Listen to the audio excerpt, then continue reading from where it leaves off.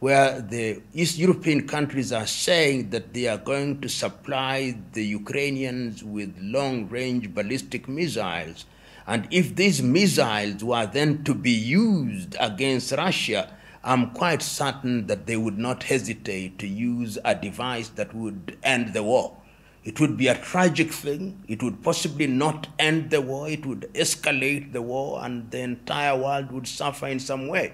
The way we have behaved, the way the Kenyan administration has behaved and given our foreign policy, it is quite clear to me that when we are called upon to choose in the event of any major conflict where the US goes, where NATO goes, that is where Kenya will go.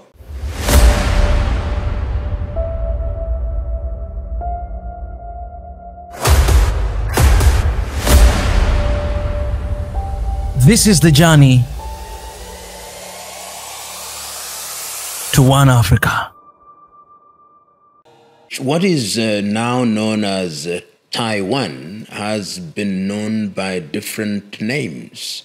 We remember that sometimes it's called Chinese Taipei. At one time, I think it was even known as Formosa. So that it has, that particular island, from a Chinese perspective, from the look at the various dynasties and the history of China, the Chinese have always held the view that that is part of mainland China in the same way as Hong Kong is, in the same way as Macau is. But history being what it is, we know that the Dutch were there, we know that the Japanese were there until 1952. So that there is a history of linkage between the Chinese people and the Taiwanese. They are the same people. And the renegades from the eyes of mainland China who went into Taiwan and now put together this administration, which since the 1940s and 50s has been backed by Western powers, particularly the United States. So that history exists. Nobody denies that these are the same people with a history that is verifiable and indeed acknowledged. China has always maintained that Taiwan is part of its territory, and that if the Taiwanese administration were to make a decision to declare independence, they would seize it by force. And in the recent past, we have seen that there have been two major forces within Taiwan itself, within the population. Even in the most recent elections, you see there are parties that are pro-China. Pro-China to mean that they want to have discussions and negotiations and closer relationship with China. And there are those parties, or a party that is outrightly against China. And the demographics show that when opinion polls are held, the majority of the population do not want to become part of China. And the reason is this is the reason that they give. But if they become part of China, then they lose what they describe as democracy, which is what they practice, and they claim that that is not practiced in China. But the Chinese have always argued that they would administer Taiwan in the manner that Macau and Hong Kong are being administered. The United States of America, on the other hand, having become the hegemon after the World War II, now see Taiwan not as a renegade state or renegade province of China, but they see it as a country which ought to be given proper recognition and which ought to be independent. But remember that even the American government doesn't quite come out that boldly, because they recognize that China is an emerging power which you can't play about with. So I believe that in as much as the Chinese are not desirous of engaging in any military activity with Taiwan, they continue to hold that threat in what I call gunboat diplomacy, if only to keep Taiwan in check. From a geopolitical standpoint, the Americans and the Western world also see Taiwan as being significant for their military activities in the South China Sea. So they look at Taiwan, they look at the Philippines, and if you go even a little further, they look at the South Koreans. And this must be understood in the context of geopolitics. But to come back to your question as you posed it, my view is that indeed the Chinese have always said, you misbehave, then we are going to use such power as is necessary to make sure that you remain within the Chinese fold. God forbid. In matters of war, I normally ask myself, what does winning mean? Because people think that winning is having the military victory, but history has demonstrated that that is not victory. Victory is a lot more complex. The reality is that one cannot predict. Remember that China is a nuclear power. Remember that the United States of America itself may not have the appetite to fight a war that is so far removed from their shores. Remember that there may come into the United States administration an administration that has no appetite for that kind of war. So I hope that that war will never come about. And in any event, if it were to happen, it would be devastating. And there would be no victors and no losers in the context of defining victory and loss in a proper manner, not just military ascendancy. You know, one of the things that is now happening in many of African countries is this idea of hosting military bases and having military exercises. It brings you into the sphere of a conflict which you do not understand nor control. If somebody were to imagine that your base is being used as a launch pad for military activities that affect them, then with seagoing vessels, with warships which are in the Indian Ocean, who tells you that those military hardware cannot be used to target East Africa, or indeed any military base anywhere in the world which is deemed to be hostile? The world has become so small, and nobody would be excluded from conflicts, however far-flung they are geographically from themselves. So African countries must ask themselves very key questions when they are hosting military bases, because they can be sucked into conflicts that they do not understand and do not control, and they find themselves as hapless victims. And in any event, most of the militaries that we have in Africa really don't have the capacity to withstand a sustained war in terms of hardware that they need to prosecute those wars. So you can never say never. A conflict in China can very well affect us in East Africa and indeed in any part of Africa. And that is in the arena of speculation. But one of the most important, what is emerging, is that Kenya is now being seen as a lackey of the United States. We have seen in the recent past the kind of activities that have been taking place in Kenya with senior military officers, senior foreign affairs officials from the United States of America, from the European Union visiting Kenya. And in many circles, Kenya is being seen as a country that has made the decision to incline to the West. Even in the ongoing conflict in Gaza, Kenya is one of the few countries in the continent of Africa that has actually come out to say that we support the Israelis, and one of the few countries that has not condemned what the world thinks are genocidal activities taking place within the territory of Gaza. That is perception, and perception is what controls the world. And when you are perceived to be pursuing a particular cause, then when there is pain to be visited upon those who support a cause, then that pain will be visited upon you.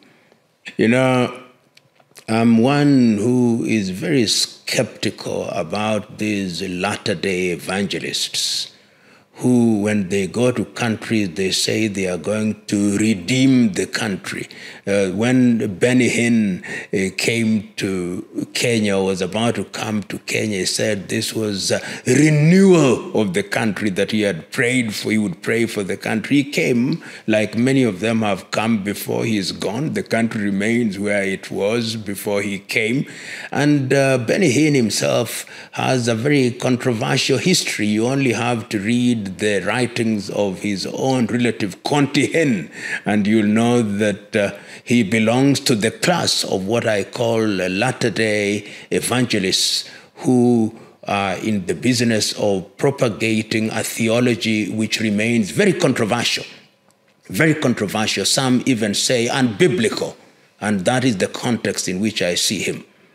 The way we have behaved, the way the Kenyan administration has behaved and given our foreign policy, it is quite clear to me that when we are called upon to choose in the event of any major conflict where the US goes, where NATO goes, that is where Kenya will go. We have said so. We have behaved so. We have demonstrated so. In other words, we have chosen sides. And these are some of the things that very early on in the 1950s, when the non-aligned movement was being put together, it was said that African countries should avoid that path. We should be non-aligned and positively neutral. But at critical moments in Kenya's history, we have demonstrated that we are quick to follow paths that are unpopular. There was a time when we even appeared to be supporting the apartheid regime in South Africa because of our foreign policy. And once again, we appear to be supporting activities which are not very popular within the African context. When you play politics which is partisan, then it has its possible consequences. If there is a major conflict that pits China and the United States, and you know that the United States is a major power, they can make demands of Kenya. They can say, if you are with us, then our enemies are your enemies. And therefore we want you to behave as such. God forbid that that would happen. And that is why neutrality, particularly for countries such as Kenya, in my view, ought to be the path to be chosen. Neutral, not that you are blind to that which is good and right, but neutral that you don't take sides of things that you can't understand. So my fear is that we are putting ourselves almost on a daily basis in an environment where we are being judged very harshly by our would-be friends because we are following, in certain cases, almost blindly. And that is not good for us.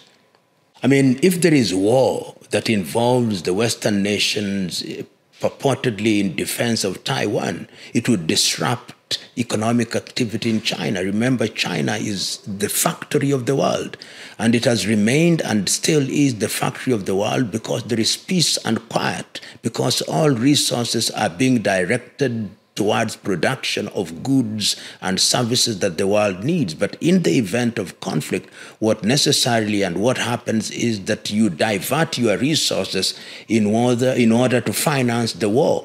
And remember that these countries that will want to fight you will not be fighting in their own territory. They'll be fighting far away from your territory, and therefore they will be harming you, and they'll ensure that the entire logistical systems that finance your very being are curtailed. So it would be a devastating war. And because these are military countries with nuclear capability, with intercontinental ballistic missiles, you cannot predict how that will ensure to suck people even in far removed areas. I believe that these countries, when we talk about intercontinental ballistic missiles, they can hit each other in their very territory, even if the war is not in their immediate vicinity. It is the kind of war that you don't even want to contemplate. It is the kind of war that should be avoided. It is the kind of war that should be mediated, the kind of situation that should be mediated by the United Nations organization. But the United Nations organization, as we know, is also becoming weaker by the day. And if we had any doubt, its inability to stop the war in Gaza is in itself indicative of how weak it has become. And when you are dealing with countries, all of which are members of the Security Council with veto powers, you can only imagine what they can do in that environment. So it would be the kind of war that would divide the world into half in terms of allegiance. The Chinese are very clear. The Chinese have been very consistent that they must have Taiwan as a part of China. And if you want to judge Chinese commitment, look at how they pursued Hong Kong. It tells you and gives you an idea of how they will deal with the Taiwanese situation. And I believe that on a daily basis, they are trying to assess the situation. Assess the situation because they know the Americans have entered into a military pact with the Taiwanese saying, if you attack Taiwan, then we'll get involved. But sometimes those pacts don't act that way because the Americans will also assess the possible cost of their involvement in the war. And if indeed at a certain stage there is an administration in the United States of America which says we are going to look at America first, and that is what President Trump during his presidency was saying, let us not be the policeman of the world. Let people take care of themselves. And if that were to happen and a Trump presidency were to be a reality in the year 2025, in the month of January, and the message is clear that this is the time to intervene, I would not be surprised myself that the Chinese can then say, this is the time. Or they can heighten the diplomatic activity and use elements within Taiwan to call for a negotiation. In fact, I personally hold the view that in the not too distant future, there will be some kind of engagement between Taiwan and China, and it will be agreed that we have some kind of relationship where you are recognized as such. Remember, there is only the one China policy, so that Taiwan has very few embassies, is recognized by very few countries, if at all, which means that at the diplomatic level, they are very weak. The only thing that gives them strength is the backing of the United States of America, which says we will not stand by as you are being militarily occupied by mainland China. But this appetite for America to defend a country that is far flung from their territory is an appetite that may not always be there. So the Chinese keep on saying, time is on our side, and we will wait them out. Holding all factors constant, that is already happening. I was looking at the statistics on the GDP, which is not a very good measure for size of an economy. But the Chinese GDP by the year 2021 was 17.7, just before COVID, 17.7 trillion.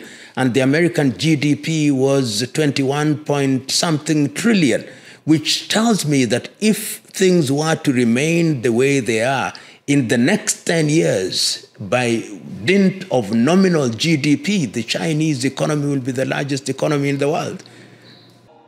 One of the most interesting things in the world in recent times has been how to deal with the two wars that are in the public domain, the Russian-Ukraine war and the Israeli-Hamas war. When you listen particularly to Western media regarding the Ukrainian and Russian war. Russia is the aggressor. Russia has committed all sins known to man. Russia has done all things. But when you listen to the same Western media as regards the Israeli Hamas war, then their tone changes. This is not to say or to justify what Hamas did on the 7th of October, but the laws of war, both in terms of humanitarian law, the Geneva Conventions, and of course the international humanitarian law is very clear about mass punishment and about the rules of proportionality. So it is very difficult to justify one where it is now quite clear, in the opinion of all reasonable men and all reasonable institutions, that the Israelis have crossed the Rubicon in terms of proportionality, and at the same time to criticize the Russians almost without limitation. But that is not surprising. In matters such as these, even the truth ceases to be neutral. The truth is a casualty in such instances. And the Western media, when it is looking at Russia, it looks at Russia as an enemy that can do nothing right. And from that perspective, you understand the analysis, you understand where they are coming from, you understand the kind of fear that they have about Russia, you understand why they are saying that what is happening is in Ukraine is just a beachhead, that the intention of Russia is to expand and to occupy the entire Europe. So that is what is defining how they are looking at that war. In the case of Israel, there is also some kind of something I call historical guilt. There is a historical guilt on the part of countries such as Germany and the world because of the Holocaust. And therefore, they are very slow to condemn Israel, lest they be seen to be endorsing the elimination of Israel and repeating the kind of silence that allowed the Holocaust to take place. So Israel recognizes this, and the individuals who, with one side of the mouth, condemn the Russians and with the other side of the mouth praise Israel, find themselves in that situation where they do not know how to relate with the truth as it is. And the truth therefore becomes a non-neutral, non-value defined term. The truth now depends on who is defining it, and that is the tragedy of the situation in which we find ourselves today. Yeah, when the war started between Russia and Ukraine, it was not even defined as war.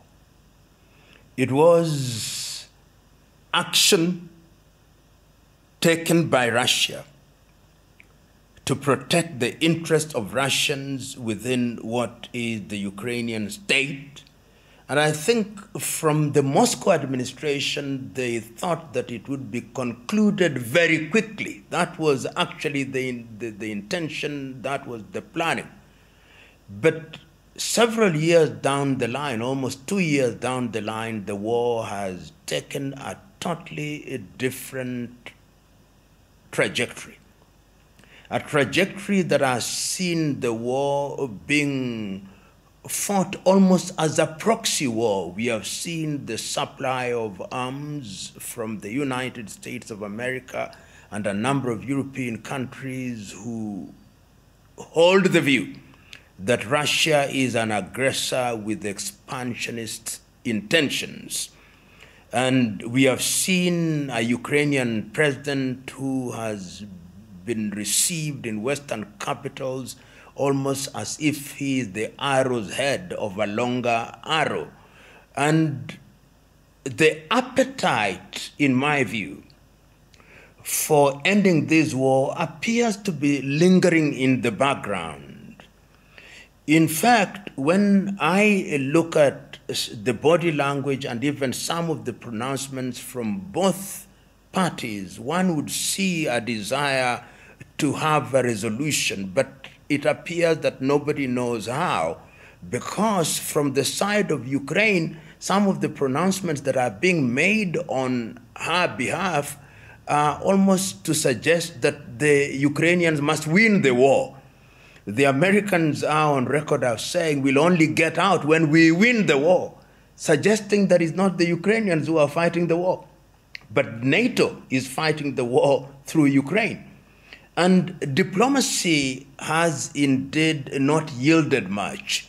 On the side of Russia, and I've been reading and rereading the speech that was made by Vladimir Putin in the year 2007 during the Munich conference, in which he said that Russia feels betrayed, that the promises that were made in 1990s that NATO would not expand have all been disregarded, and that what one sees is the increasing movement of the NATO borders through the admission of their members not only into the European Union, but into the NATO alliance. So all these things come into play, with the consequence that all attempts at diplomacy are not yielding much. I've seen the leaders of China, I've seen the leader of Turkey, seen the leader of India, and seen African heads of state trying to mediate in order to create the appetite. But I think both sides, in a manner of speaking, have waded into the blood of war so deep that to go forward is as tedious as to come back. But yet, diplomacy must never stop. What, however, in my view, stands in the way of genuine diplomacy is the demands and the grandstanding that is now taking place. On the side of Ukraine, they said that the Russians must withdraw from Donbass and Donetsk and all the other territories. And in the recent past, we have seen the incursion into Kursk. And this in itself has really demonstrated that the Ukrainians are now, in a manner of speaking, getting into Russian territory with a view to gaining leverage and saying the only condition that we will accept is you give us our land and we give you back your land, and then we can get into negotiation.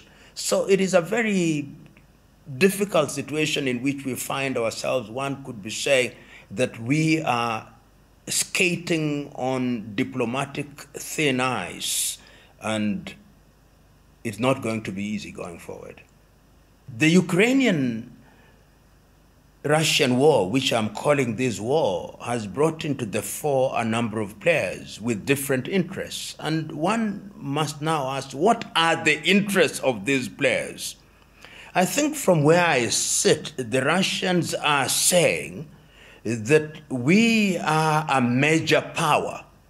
We have a country in our neighborhood which is misbehaving.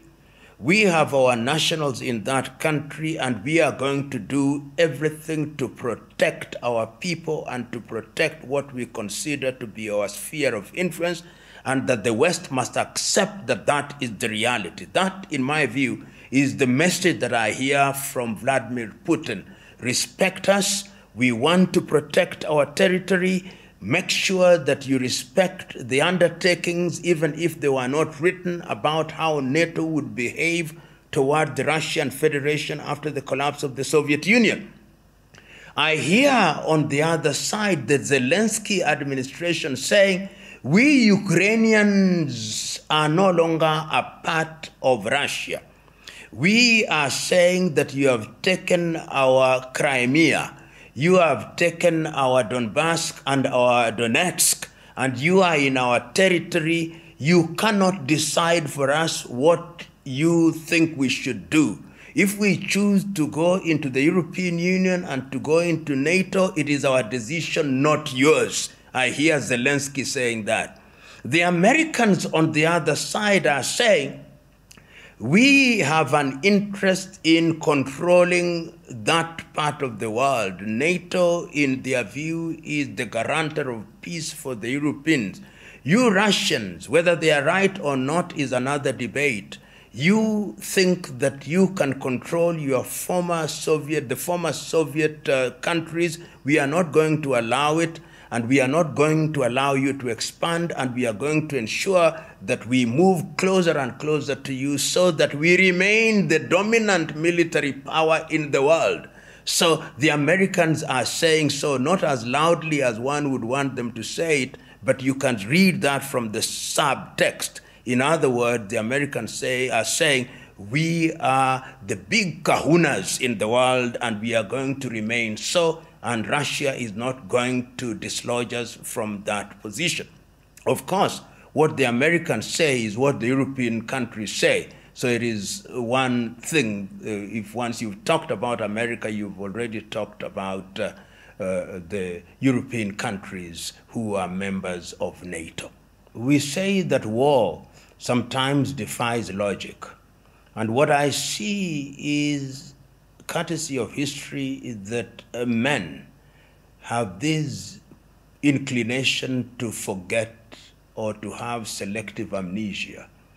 When the war was prosecuted in the 1940s, culminating in the use of the atomic device in Hiroshima and Nagasaki, the world was shocked. And one of the reasons why, when the world met in San Francisco and created the United Nations, was to ensure that no war would ever take place. And all these treaties about non-proliferation of nuclear armaments were actually designed to ensure that nuclear weapons will never be used again. And some of the countries that were very much in the thick of war, in fact, until today, are not allowed to get into the space of nuclear armaments, such as Germany and Japan. But I see the world is beginning to forget. And one of the things that we must remember is that nuclear weapons are weapons of last resort.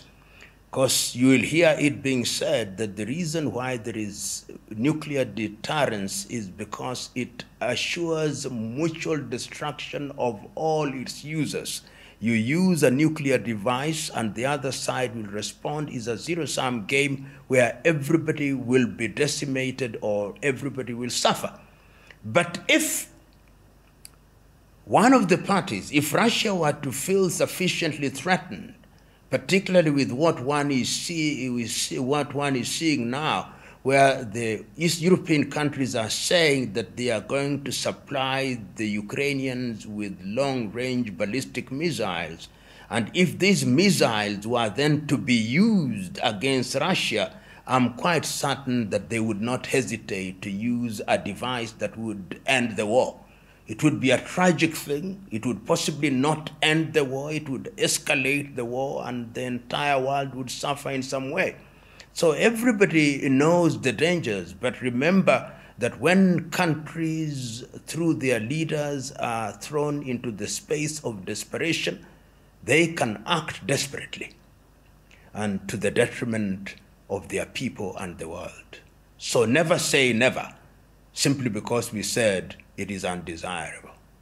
You know, Africa, unfortunately, is a continent that remains disorganized and disunited, so that even our critical institutions, such as the African Union, which some have described as a toothless bulldog, have the opportunity of being in the arena of diplomacy. We are so timid as a continent that we cannot allow our voices to be heard. I personally hold the view that if there was a strong African Union, because the relationship between Russia and Africa is not bad, efforts could be made of a very useful kind to bring President Vladimir Putin and President Zelensky on the table and to persuade them to have direct negotiation, because direct negotiation sometimes can yield fruits that many people think cannot even be produced.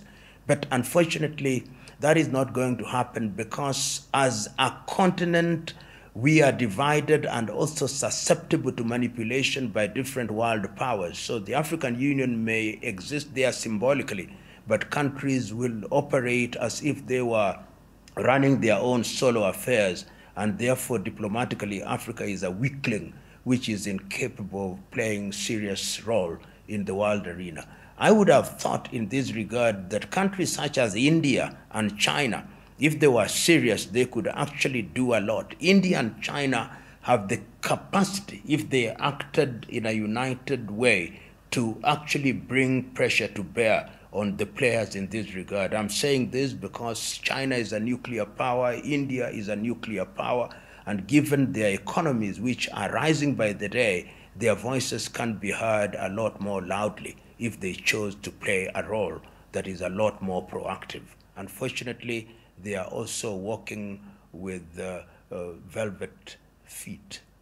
You know, as we talk about diplomacy, it must also not be lost to us that the United States is facing a defining election in the month of November that is pitting the usual combatants, namely the Republicans and the Democrats. And in a very unique way, the United States of America now has a major party, the Democrats, fielding a lady, Kamala Harris. And of course, there is also Donald Trump, who is trying to have a second bite at the cherry, having lost to Joe Biden.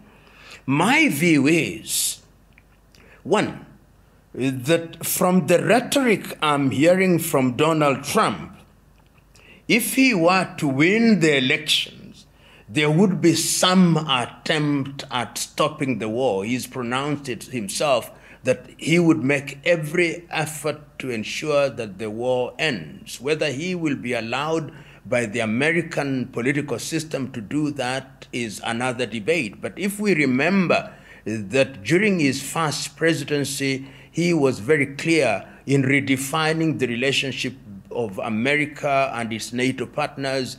We will remember that he had a much more cordial relationship with Vladimir Putin.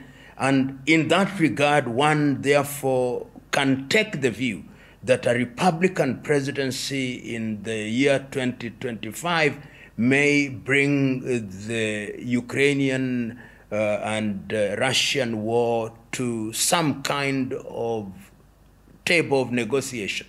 On the other hand, if Kamala Harris were to win the elections, one can speculate that having served as the president of Joe Biden, who has been very hawkish in his rhetoric and in his actions as regards the war in Ukraine, that nothing will change. They will simply say, we want this war prosecuted until the Russians actually capitulate, which is not going to happen. The Russians are not going to raise the white flag and say we have surrendered and we will accept whatever terms that are defined by NATO. So it is an interesting situation, and one cannot speculate too much and too far. One wants to wait until January, which is not too far, to see what will happen in terms of that particular war in that part of the world between Ukraine and Russia. You know, the war in Ukraine and American involvement is one that raises critical questions. One of the critical questions is whether there are any risks that are posed to the United States of America. And one can talk about risks in many ways. First of all is the geostrategic risks. The geostrategic risks are risks that are defined by the United States of America seeing the diminution of its power in the world. That as a country which has been the major power, the hegemon after the World War II, it wants to continue in that space. And therefore, when the United States of America is seeing a world that is becoming much more multilateral with different voices, it fears that its influence will reduce and wane, and that countries such as Russia will then occupy some space which was occupied by the United States and or its allies, as we have seen in a number of countries in the Sahelian region. So geostrategically, there is that risk. There is also the other thing, simply world economics, that if you allow countries such as Russia with the major resources, and we know that Russia has been the engine of the supply, and I'm using the word engine very deliberately, of supply of gas and other resources to Western Europe, you want to curtail that so that the pipe that feeds the Russian economy is cut, and economically it becomes just another country. So America also sees itself as being threatened by a stronger Russia, indeed as it is threatened by a stronger China and a stronger India. So from that world trade, from the trade position, the Americans fear that their influence is reducing by the day. But remember that the war can take different faces. And as we have seen, war can now be prosecuted without the use of men and women and their boots on the ground. So inasmuch as they think that the war cannot touch the soil of the United States of America, in these days of artificial intelligence, if you push countries too hard, then you never know where the war can end. And I think to that extent, when America or indeed other countries are engaging in these proxy wars, they must always be reminded that technology can now spread wars to the detriment of a population in a manner that has not been anticipated, and that therefore what is critical is that the world must embrace diplomacy and peace. Easier said than done, but I think that one of the things is that we must morally rearm ourselves, and we must be warriors for peace through diplomacy, where there is no winner or vanquished. When we talk about nuclear war, sometimes I hear people making the claim we are safe because we have bunkers which will protect us. But I think that that is a false sense of security, because the world is interconnected, the people are interconnected, and even if we have destroyed the world and you live in your bunkers, for how long will you stay there? You must still come out, and when you come out, you'll be victimized by nuclear radiation. So we must always remind ourselves that there is nobody who is safe in a nuclear war situation. I heard it being written by somebody that the only thing that can survive a nuclear war are cockroaches. So as long as we are not cockroaches, we must always remind ourselves that even with the bunkers, nobody is safe. We are only safe if we are peaceful.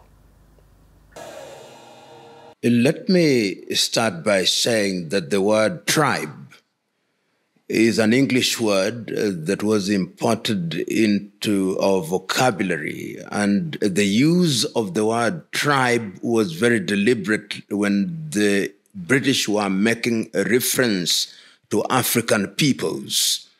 When they talked about tribes, they talked about a people who shared a common language and who, in their view, were natives and uncivilized, and therefore normally very reluctant to use the word tribe, because as regards them, they called themselves nations. We are nations. The English would say they are the nation of the English people. The Scots are a nation, the Irish are a nation, the Welsh are a nation, but the Kikuyus are a tribe, the Luos are a tribe, the Yoruba is a tribe, the Igbo is a tribe. So when I use the word tribe from now henceforth, I'm using it simply because of its familiarity, not because it is a word that I love. And I'll use the word tribe even to describe non-African populations. It must be remembered that when the colonialists came, particularly the British, their mode of operation was divide and rule. And when they came with a system of administration that was characterized as indirect rule. And they very quickly tried to identify the differences between and amongst the tribes and exploited them to good effect. And even within the tribes, they tried to find differences and exploited them to good effect. So they incorporated some individuals to be the chieftains. So chiefs were created, assistant chiefs were created. The Kikuyu were made to believe that the Luos were their enemies, the Kambas were their enemies, and vice versa. And in that way, they planted the seed of suspicion and discord. And when African countries and African peoples started the struggle to regain their independence, it's important to note that in many African countries, the emerging leaders from different African communities recognized that ethnic animosity was artificial and that the cultural and linguistic differences ought not to be a basis of conflict. And whether you are talking about Kenya or Uganda, you can see in the struggle for independence, people worked in solidarity without paying due regard to their tribal affiliation. The same was true in Nigeria. The same was true in Zambia. The same was true in Tanzania. The same was true in Uganda, and indeed across the continent. So that the independence movements were movements which de-emphasized ethnicity. But when we regained independence in a number of countries, opportunistic politicians started recoiling into their ethnic cocoons and started articulating issues and giving out state largesse on the basis of ethnic affiliation.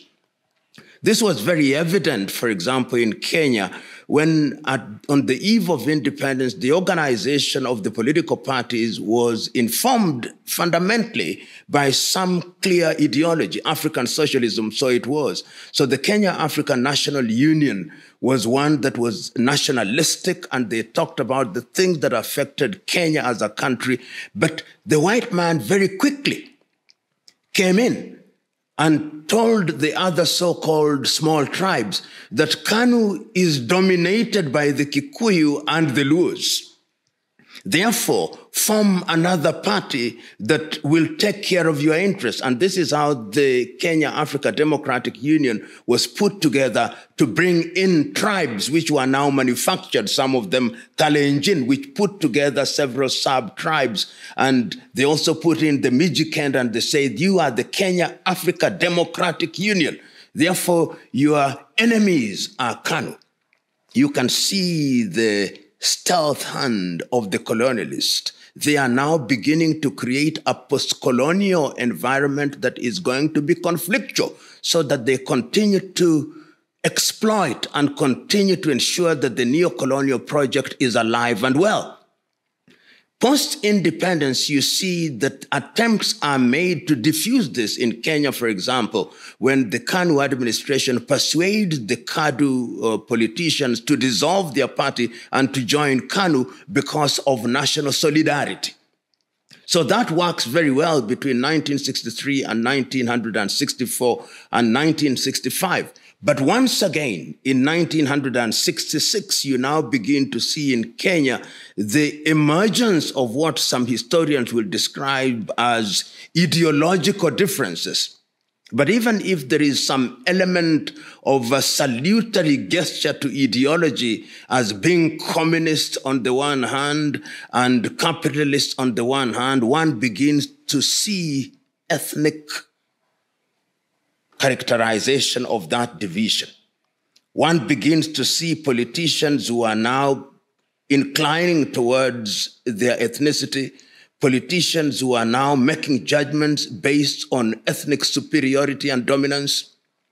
And as a Kenyan writer and former politician once rightly say, and I agree with him, that these so-called tribal kingpins are individuals who are bankrupt of ideas. And Nyerere puts it much better. He says, any politician who uses religion and ethnicity as a basis of mobilization is one who is suffering from intellectual bankruptcy and ideological bankruptcy. They therefore weaponize their people by creating artificial enemies, and they ride on the crest of tribalism and use it as a basis of mobilization and as a basis of weaponization of the people to the detriment of the entire society. And in multi-ethnic societies, what they succeed in doing is to do exactly what the colonizer used to do: divide and rule. Because the tribal elites now recruit the hoi polloi, or the common man, into their agenda merely as cannon fodder. But essentially, they are using them for political gain. And that is the nature of ethnic politics wherever one travels across the continent of Africa. But it must be remembered that tribalism is not unique to Africa. Almost all European nations are founded on tribalism. And where there are multi-ethnicities in Europe, there'll always be a problem. And if you ever doubted that that was true, remember the Spanish Civil War, remember the breakup of Yugoslavia, remember the collapse of the Soviet Union.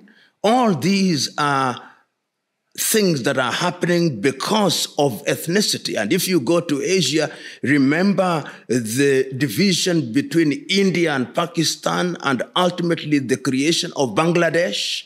All these are on the basis of tribalism, which when they are making reference to Europe, they call them nations. If you look at the so-called United Kingdom, there are tribal wars between the English and the Scots, between the English and the Irish. If you go to Central Europe, Armenians and Azerbaijanis, one can even dare say that the war between Russia and Ukraine is a tribal war.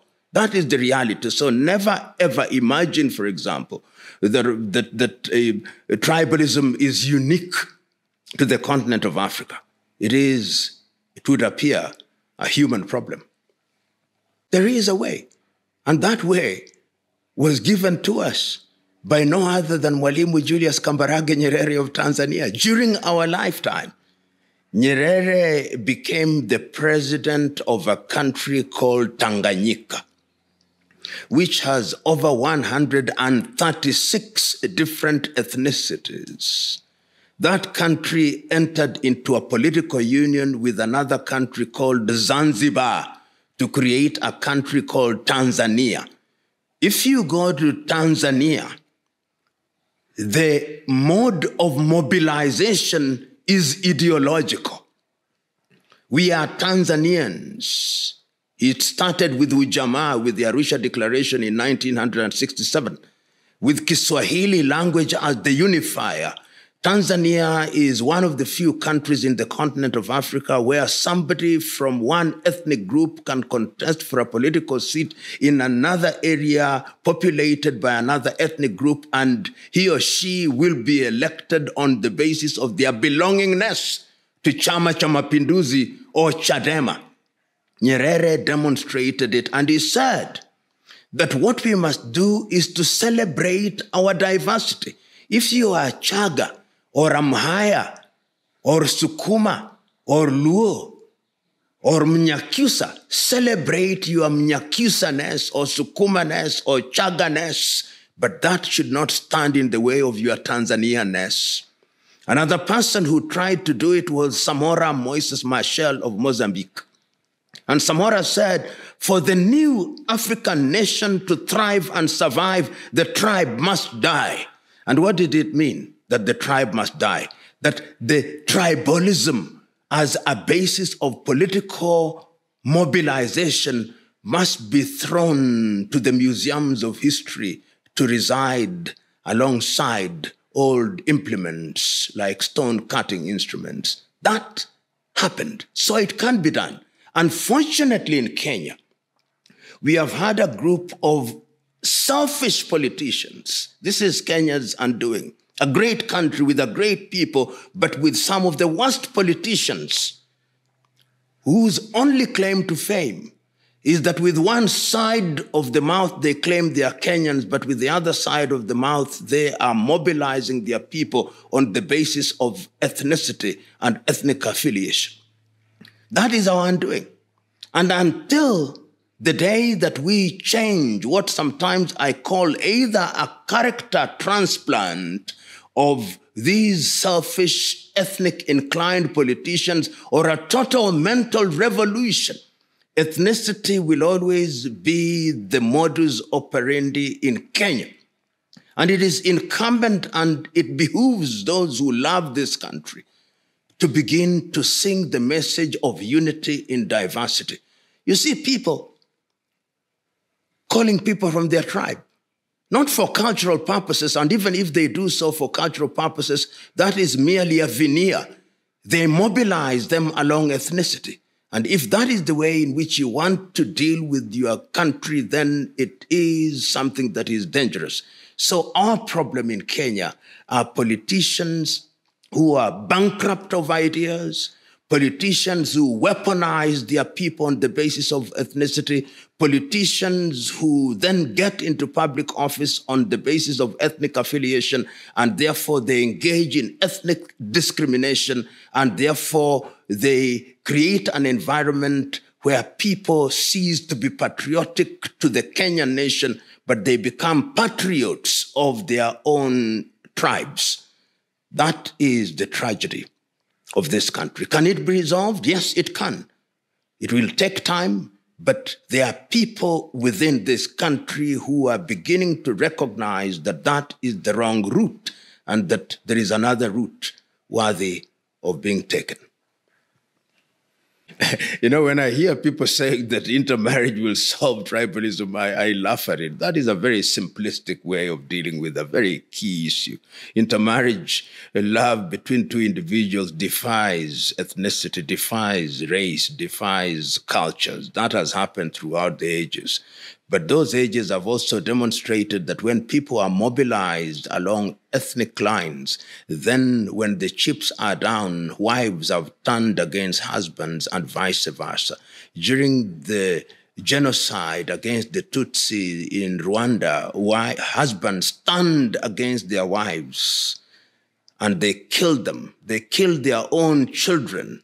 So that is not the thing. What we must do is to change our minds and change our attitudes and say with Robert Mangaliso Sobukwe that there is only one race in the world, and that is the human race. And that the God whom we worship and serve only created us diversity, as indeed he has white birds and black birds. And as I've said at a different forum, and I repeat, it takes the black and white of a piano to create symphony. If we recognize that, then we would recognize that that is nature, that is divine. But to say simply marry and then ethnicity or tribalism ends, I'm one who is a proponent of cultural celebration. I want the Ovambo in Angola and the Ovimbundu to celebrate their culture. I want the Yoruba to celebrate their culture. I want the Baganda to celebrate their culture. I want the Agekoyo to celebrate their culture. I want the Bukusu to celebrate their culture, the Igbo to celebrate their culture. But after that is celebrated, when we come to the table of the things that need to be done, then their Igbo-ness must not stand in the way of doing things that we as human beings ought to do. The word modern is one that I don't want to use. The word modern suggests that our cultures are not modern. What is happening is that in many African countries, particularly the elite, we tend to be attracted to things that are foreign, particularly Western culture. And you see these in the manner in which we dress. We see the manner in which our dark-skinned women are bleaching. It is actually now statistically proven that over 40% of African women bleach their skin. You see the manner in which our African women wear long artificial nails in order to look like Caucasians. You see the manner in which our African women wear eyelashes and eyebrows, which are thin to look like Caucasian. You see the manner in which our African women are wearing wigs, which are from Indian women and Caucasian women, or artificial and made after Caucasian and Asian women, so that we are abandoning our Negroid, God-given things. When we do that, it is because we have low self-esteem. As Carter G. Woodson once said in his book, Miseducation of the Negro, we have been so thoroughly miseducated that we must re-educate ourselves. We must conquer ourselves. In Kiswahili, they say, jishinde ushinde, conquer yourself that you may have self-esteem. So one of the things that we must do is to embrace the manner in which we do our things. And that does not mean that we don't borrow from other cultures. All cultures do borrow, but you borrow in a manner that does not undermine the DNA of your culture. In Africa, we succumb so very easily. You know, when I drive across many African countries, even when I look at the mannequins that they use to hang clothes, the mannequins are white. The dolls are white, or brown, or pink. We are not modern, or we are not moving towards modernity. We are running away from ourselves.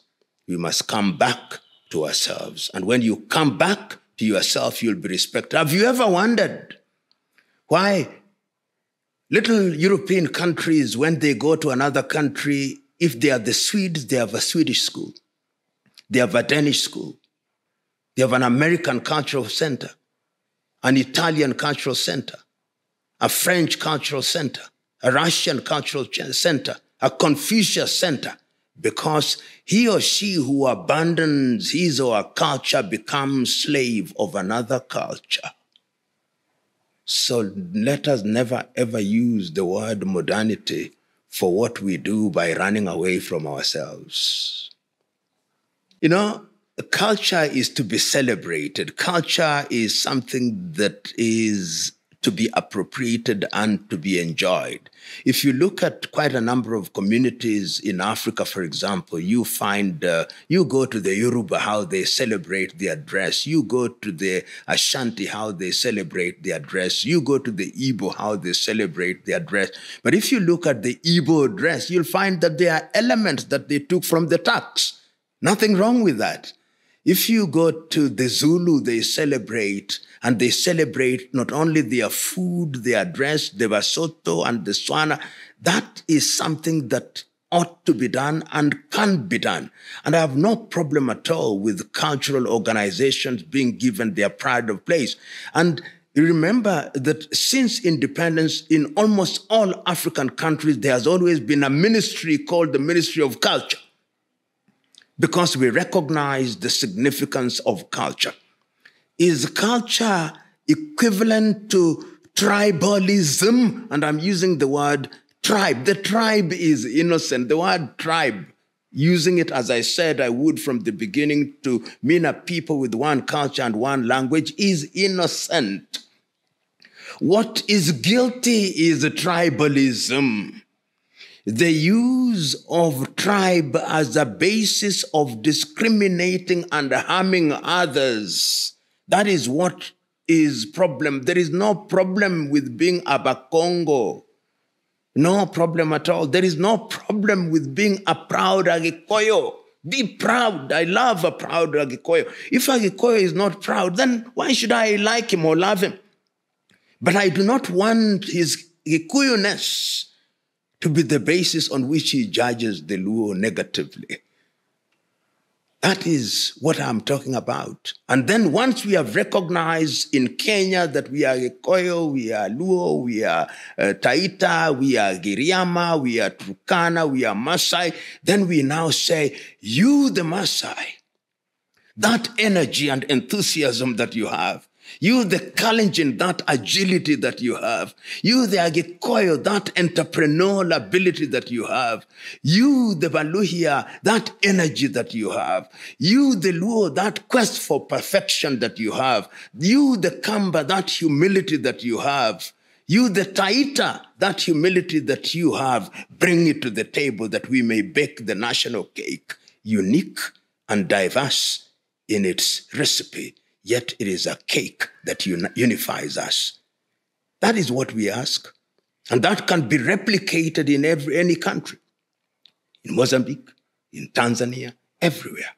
And then we will enjoy unity in diversity. Not the unity of the graveyard, where there is apparent perfection in death. No.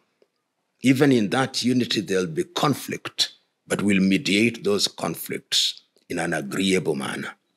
I grew up in Nairobi, in Kenya, in the eastern part of Nairobi, and it mattered not. We ate in Karaoke's home as we did in Mutiso's, as we did in Onyango's, and we still retained those relationships. So it is our duty to tell those stories, and our media must also be used positively. How do we use our radio? How do we use our television? How do we use our newspapers? I've seen in Kenya, for example, when a thief is involved in a thieving activity in Korogosho, then they report in the headline, Kikuyus attack Luos. Which Kikuyus?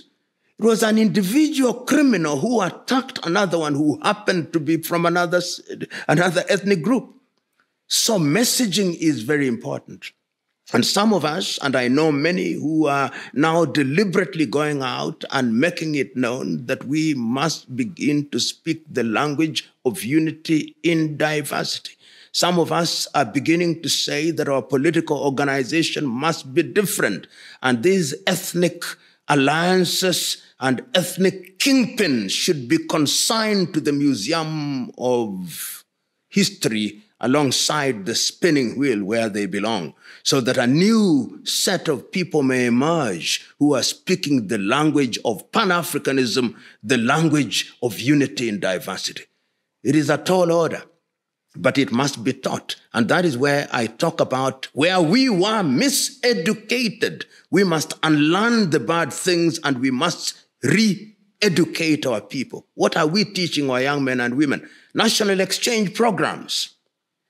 We should have national exchange programs where people from different parts of the country visit others and they begin to understand others so that they are able to appreciate that we are all of one race, of one country, different. Just like some are short, some are tall, some are slim, some are fat. So some speak different languages and you can learn those languages if you choose to. It can be done. Is it going to be easy? No. If it is easy, it's not worth doing. That is the lesson of history. Whenever I've visited Kigali, and I visit Kigali quite often, one of the things that I do is to visit the Genocide Museum. And when you visit that museum, the lesson that you learn is that discriminating against others because of their ethnic affiliation or because of their difference is a deadly thing. It only leads to death and destruction and only leads to intergenerational hate. But there is something to learn from Rwanda. That lesson, that discrimination on the basis of ethnicity only leads to death and hate and destruction, which benefits none. But yet the Rwandese, within a generation, have demonstrated that we can heal those wounds, giving meaning to the words of Desmond Mpilo Tutu of South Africa, that there is no future without forgiveness. So the lesson there, that even when you burn down like the ash, to the ashes like the phoenix, you can rise again. There is a saying in Kiswahili that when your neighbor's head is being shaved, put water on your own. And the lesson that African countries, particularly in countries where politicians want to mobilize people on ethnic grounds, had better be warned that the logical consequence of ethnic mobilization is death. And it is only selfish people who want to burn their country and countries that they may rule over the ashes. It is our duty to stop them. It is our duty to speak about and against them. You remember those words of Martin Niemöller during the Nazi period. When they came for the Jews, I did nothing because I was not a Jew. When they came for the communists, I did nothing because I was not a communist. When they came for the socialists, I did nothing because I was not socialist. When they came for me, there was nobody to say anything. What we must always remember and learn from the words of Martin Niemöller, whenever you see injustice anywhere, speak about it and against it. And tribalism and tribal mobilization is a danger, is a cancer, is a virus, which if allowed to mutate, can only destroy. It must be fought, and fought vigorously. The Englishman who colonized our country,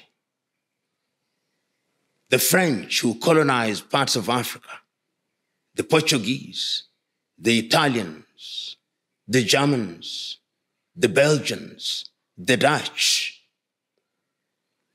when they had met in Berlin in 1884 and 1885, they came here on what they described as a civilizing mission.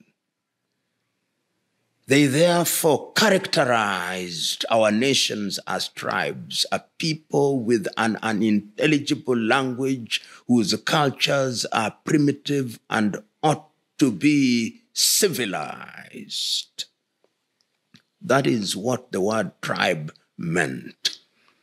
We have retained the word tribe in our lexicon and in our vocabulary, and because words can acquire new meaning, I'm now using the word tribe to mean the nations that comprise our mega nation called Kenya, or the state called Kenya. Within the state of Kenya, there are many nations, over 50 of them, who have made the deliberate choice to live in harmony within Kenya. If we do so, and we want to do so, what we must do is to celebrate our cultures, celebrate our diversity, but on the things that touch our nation. And what do we want as a people, all of us who are Kenyans? We want peace. We want prosperity economically and otherwise. We want a nation where men and women are judged on the basis of the content of their character and their ability, not their ethnicity. We want good education. We want agriculture. We want good things for ourselves. And when we engage in politics, we want the politics and the political processes to midwife that process. And the midwifing of that process has nothing to do with tribe. It has everything to do with ability. It has everything to do with our humanness. If you today were to take a child born of Taita parents and take him or her to Turkana, he will be culturalized as a Turkana. That tells you that indeed tribalism, which is used by bankrupt politicians, is a dangerous thing.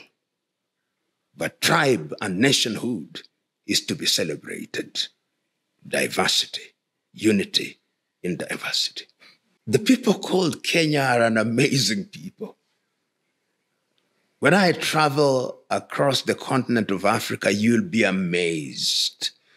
The energy, the industry, the efficiency that I've seen Kenyans exhibit in different sectors, in the hospitality sector, in Freetown, in Sierra Leone, in Accra, in Ghana, in Cape Town, in South Africa, in Juba, in Sudan, in Kampala, Uganda, Dar es Salaam, Tanzania, Addis Ababa, Ethiopia, in Maryland, in the United States of America, an amazing people. Industrious, in the technology sector. But when they come home, the ethnic bug bites them.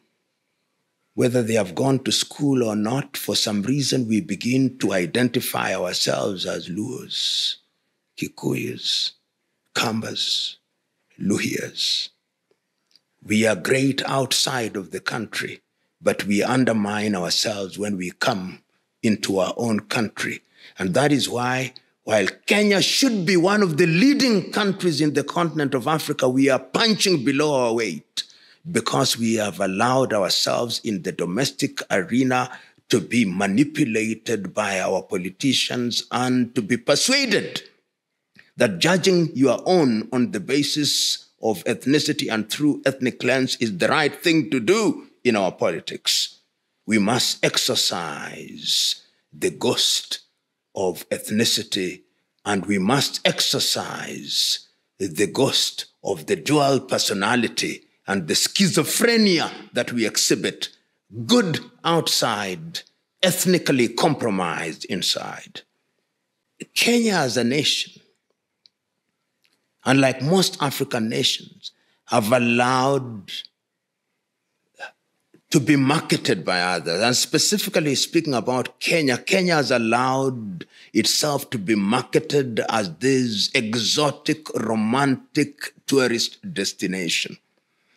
And for whom is it being marketed? It is marketed for foreigners. It's marketed for the German tourists, for the Italian tourists, for the Spanish tourists. And therefore, when you hear about Kenya, and indeed any other African countries, what do you hear about? The big five. You hear about elephants, you hear about rhinos, you hear about lions, you hear about buffaloes, you hear about giraffes, and then you hear about the tall and elegant Maasai who are wearing shukas.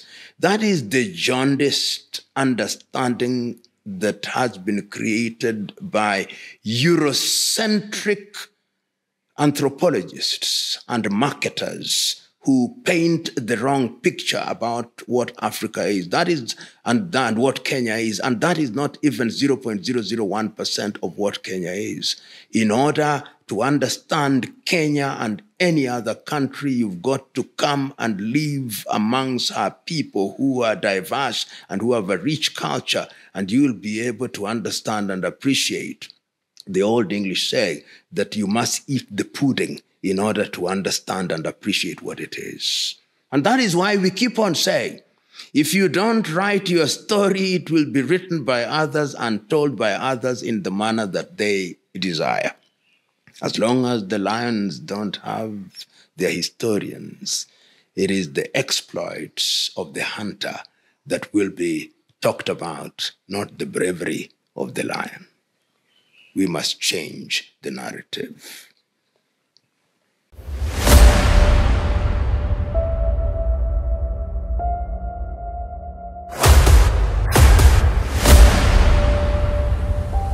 This is the journey to one Africa.